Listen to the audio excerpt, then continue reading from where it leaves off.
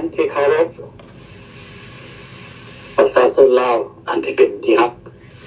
ของข้าพเจ้าบ่ว่าอยู่ในและนอกประเทศประกอบแสดงในการสนทนาปราศัยเกี่ยวกับปัญหาของสาวลาวมื้อนี้ข้าพเจ้าเก่งกลางดงมีความเห็นเล็กๆน้อยๆเพื่อมาประกอบดังนี้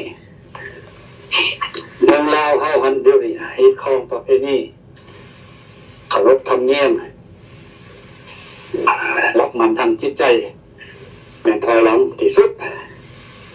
เฮ็ดมานี่เป็นหยังจังจะเป็นเกิดจังสีขึ้นอันตัวอย่างเฮาเห็นว่ามันถอยหลังมีหยังแบด้านจิตใจด้านระเบียบ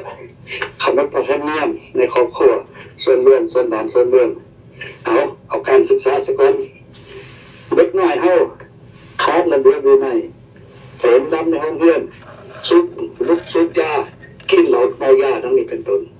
ห้องเรียนบ่มีบ่เพียงพอมันบ่เพียงพอบ่มีซักครูบ่เอาใจใส่เพราะว่าเงินหนักเงินเดือนบ่ได้อยู่ได้กินบ่เพียงพอถ้ามีเวลาคือแผนกอื่นครูแล้วมันต้องประจำ7 โมงเช้าเขากับ7 โมงเช้าเขาเลิกบ่มีเวลาที่ออกไปหาอยู่หากินไปตึกมองคือข้าราชการนั่นเอง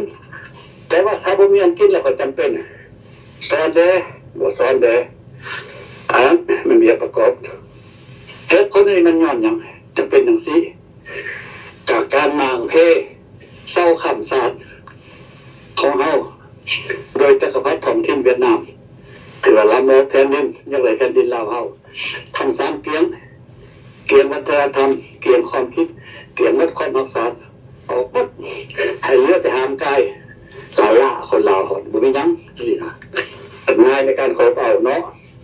ฉะนั้นท่านเสาคำสายคำนี้ที่ทำลายไปแล้วคือสถาบันพระมหากษัตริย์เฮาและเสาคำที่สองที่กำลังทำกันอยู่คุณมืดคือหยังคือเสาคำทางพุทธศาสนาบ้านเฮาน่ะนี่คนบ่ยานมากขาพอตีแม่ขาหายขาหนองยกตัวอย่างหลายคนอยู่นั้นนอกประเทศอีกมีพวกยาพวกเกินไว้แล้วขากันหยาดกันทั้งหายทั้งนอกล่ะหายนอกตีนตำหัวกันนอกก็ยังขากันเขาเห็นคนหนึ่งเป็นประธานสมาคมยูเมรแดนนี่ไก่พอเข้าดีแหละเนาะเมื่อ2 อาทิตย์ต่อมาก็ตายดำมากหนาตาในสังคมก็ดำข้าพเจ้าไปทรงสการสุดโล่งบนไปเขามาดึงนั่นเบิ้งโอ้ยผมหันบะมี่น้ำบะมี่นั่นจักหน่อยดึงออกคือน้ำคือเขาเหลือหลวงคนตะมูน้ำเห็นบ่อันนี้ข้าพเจ้าโทรศัพท์ไปถามร้านสาวผมเป็นชีวิตแต่ตอบว่าอันอ้าวก็เดียวหัวดังดีบ่แต่วัดเขาพระเจ้านโปเลียนเวลาเขาตายถึงจะเกินอะไรว่าสันอันนี้เขาจังเห็นคัดเห็นแน่ว่าสังคมเขาเป็นสันเขาทำลายพุทธศาสนาทุกสิ่งทุกอย่างที่เขาจะเห็นเนาะฉะนั้นท่านคนเฮาบ่มีศีลธรรมประจำใจบ่มีพุทธธรรมบ่มีธรรมะประจำใจมันก็ตามลงเลยอันนั้นสูงขึ้นอันนั้นก็ตามลงให้มันเป็นนะธรรมดามันสิ่งอันพุทธสิ่งธรรมและธรรมะประจำใจเฮาได้จากพุทธศาสนานี่เช่าคำสาธาไว้ฉะนั้นสาธาจังเพิ่นย่อว่าเป็นศาสตร์ที่ว่าเลื่อนที่สุดเสือยิ้มเป็นศาสตร์ที่ว่ามีเคารพธรรมเนียมอันดีคนการเคารพนับถือในสังคมทุกส่วนรักษาไว้อย่างดีมันหาเล่า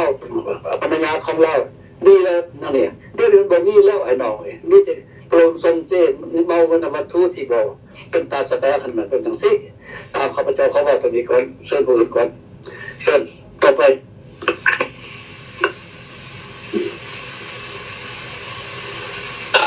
นะมีไฟต่อประกอบความเห็นลงเบิ้งนะถ้าคอออกนอกกันคนเห็นเรียนนำขนาดมีไปเนาะ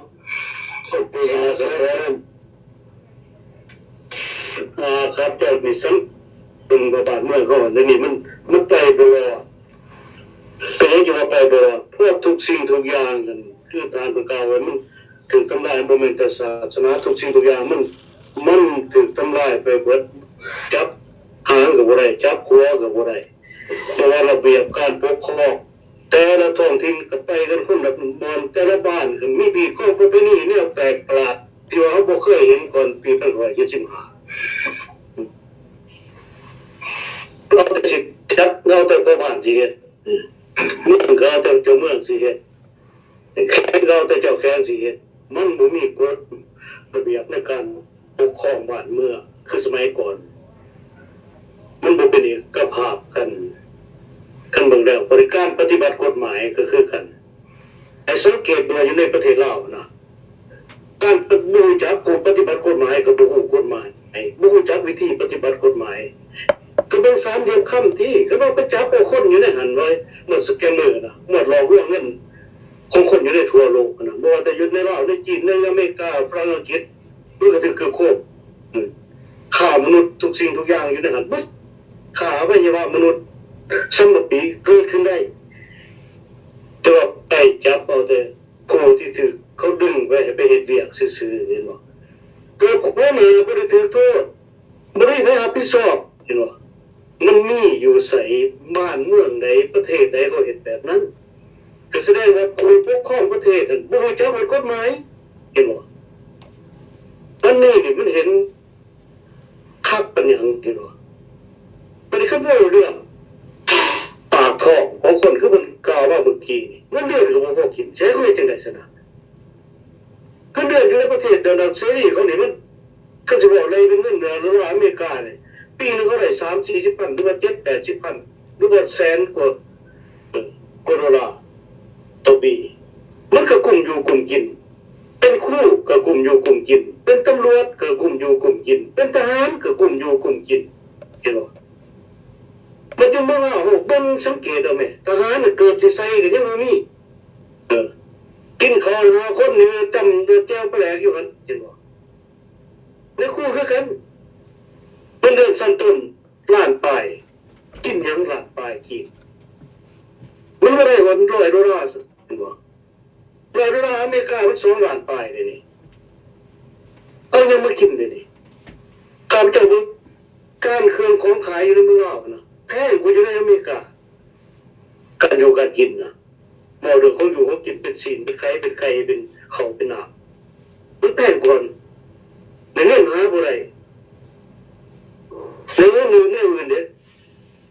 บ้านยาท่านั่งเด้เครื่องนุ่งห่มเด้เครื่องซ่านเด้เห็นบ่อันนี้เด้อมันเป็นย้อนหยังก็เป็นย้อนการนำที่ว่าบ่รู้จักสิคิดไรก็บ่เป็นก็คิดไรบ่เป็นเรื่องเศรษฐกิจให้แล้วเราจะเห็นสภาพการเงินเฟ้ออยู่ในสปปรนี่ล่ะเป็นหยังที่ขา10 ปีจะเอาเศรษฐกิจไปบ่ได้ข้าพเจ้านี่เห็นแต่ก่อนบ่ทันเตือนออกจากเมืองลาวเห็นบ่เห็นแล้วสภาพตอนเคยมาเห็นอีกตัวนี้เฮ้โหดอีกเห็นบ่ก็ย้อนหยังย้อนผู้นำบ่มีความรู้ทางด้านเศรษฐศาสตร์การเงินบ่มีความรู้ทางด้านคิดไรเห็นบ่บ่มีไผมีความรู้ทางนี้มันจะไปบ่รอดเห็นบ่คันรู้ก็รู้ปุ๊บปะมันแก้บ่ได้มันต้องรู้แท้เห็นบ่มันจะแก้ได้มันจะทันเขาเห็นบ่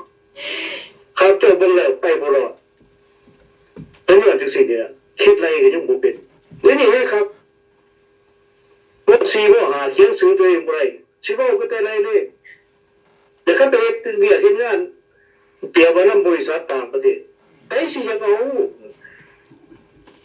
คันอยู่ในประเทศเกิดเจริญนี่นะคันเจ้าบ่จบอุดมนะได้ใบประกาศอุดมเขาบอกไปเป็นกรรมกรเขายังบ่เอาเห็นบ่จบอุดมซื่อๆไปเป็นกรรมกรเขาเอาย้อนหยังเจ้าอ่านออกเขียนได้เจ้าเข้าใจว่าการไปแล่นจักแล่นล่างนี่เห็นบ่มันอันตรายขนาดบ่ได้เด้อแค่จะไปคุมจับคุมล่างมันเฮ็ดบ่ได้เห็นบ่ทุกสิ่งทุกอย่างมันต้องออกจากการศึกษาก่อนเบิดอันนี้ได้บ่ได้แปลว่าคุณนำบ่ใส่ใจคือทานเป็นกล่าวไปเมื่อกี้คันบ่ใส่ใจเด้อลูกหลานนี่จะได้ทิ่มไปเบิดเสียทิ่มจะสร้างคนผู้นึงมันต้อง20กว่าปีก่อนจะเรียนวิชาชีพได้มันบ่เป็นของธรรมดาใครเคยเห็นแล้วแต่เราเคยเห็นแล้วก่อนปี1975ก่อนจะเรียนรถมหาวิทยาลัยมันบ่เป็นของธรรมดา ตอนจะสิจบอุดมมันบ่เป็นของธรรมดาจบมัธยมก็บ่เป็นของธรรมดาอยู่สมัยปราศนาจากเราเรื่องนี้เดี๋ยวมีหยังโอ้ยแล้วว่าแล้วทราบเลยอันนี้แล้วมันเห็นครับอันนี้นะข้าพเจ้าขอออกความคิดความเห็นหนึ่งสำเนียงก่อน